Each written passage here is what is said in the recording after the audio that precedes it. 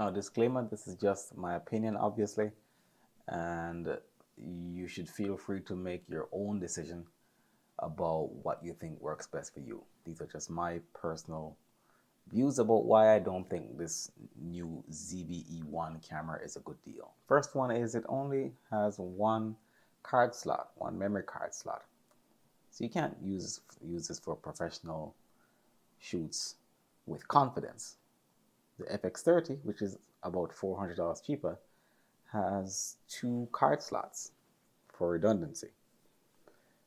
And the other thing is that the FX30 can accept CF Express cards. The ZBE1 can only accept UHS-2 cards, which means it's limited to its codecs.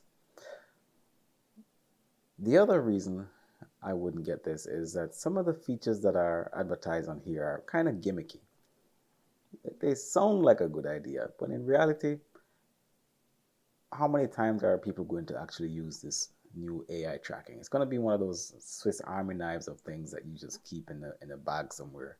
You feel good that you have it, but you never really take it out. I'm talking about the option to have the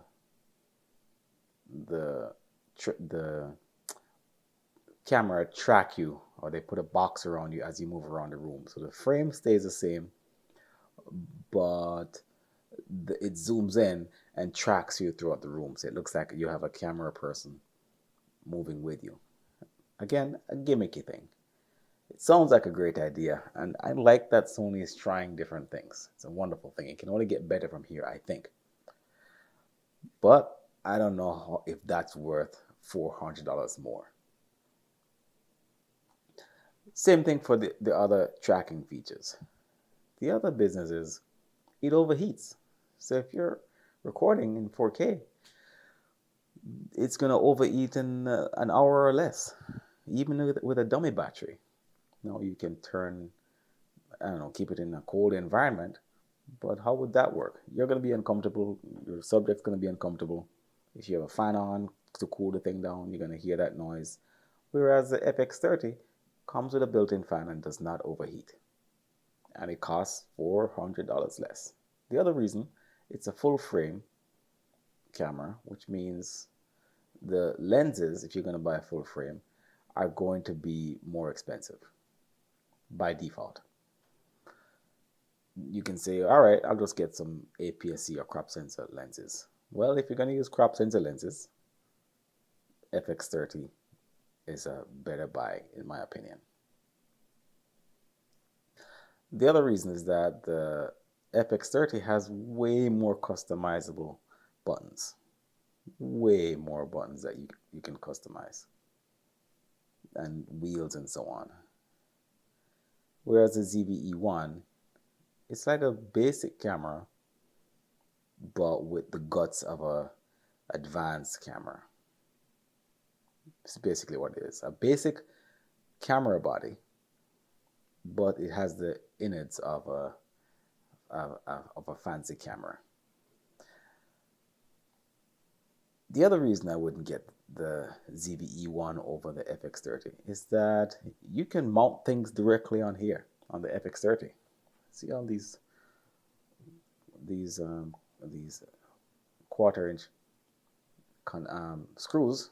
You can just put one right on here, like a mic or a light or something. You can just screw one right in on the top or on the side, which is fantastic.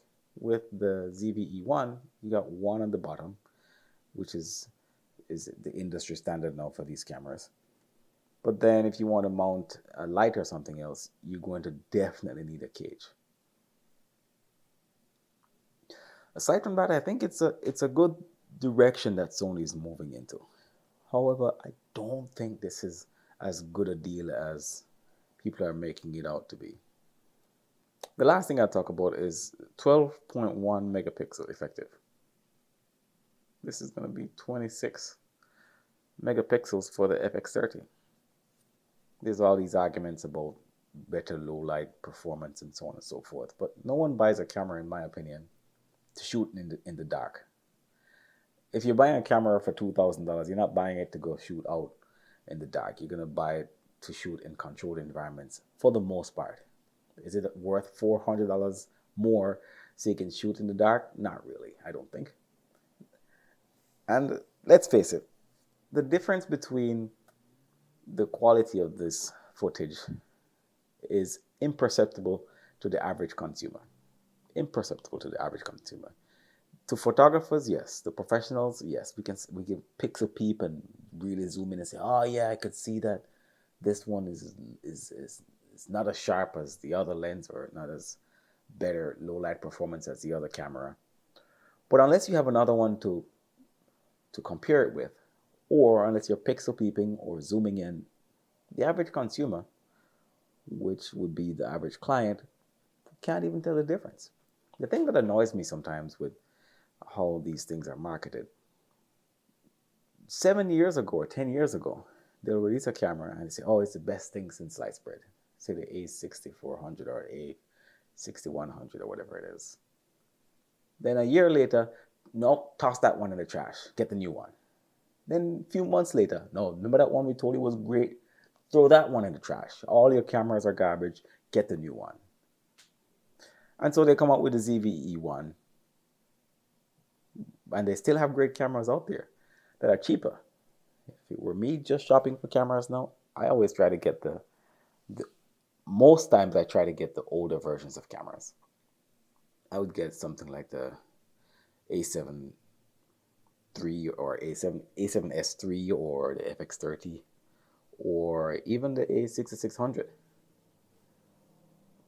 before I go out, or even the A7C before I go out and spend $2,200 for basically a basic looking camera that has good software bits on the insides.